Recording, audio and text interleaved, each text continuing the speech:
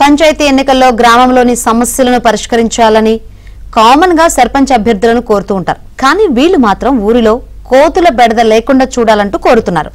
తమ ఓటును అమ్ముకునేది లేదా బ్యానర్ వేసి గ్రామంలో ఉన్న కోతుల సమస్యను పరిష్కరించిన వారికే ఓటు వేస్తామంటున్నారు జయశంకర్ భూపాలపల్లి జిల్లా రేగొండ గ్రామస్తులు.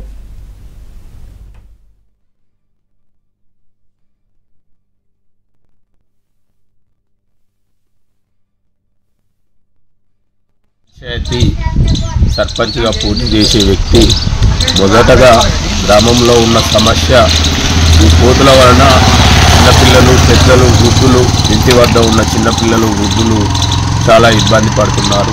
ఇళ్లలో ఉన్న తినుబండారాలు కానీ కోతులు తింటూ అడ్డం వచ్చిన పిల్లలు కానీ వృద్ధులను కానీ మూకుమ్మడిగా దాడి చేస్తున్నాయి. ఈ కోతులు కరవడం వల్ల చాలా ఇబ్బందులు పడుతున్నారు. కావున ముందుగా సర్పంచ్ కావాలనే వ్యక్తి ముందుగా మొదటి సమస్యగా గుర్తించి గ్రామంలోని కోతులు రాకుండా వాటిని పట్టించి వేరే చోటికి అరణ్యాలకు తరలించి గ్రామ ప్రజలను మొట్టమొదటిగా చేయాలి.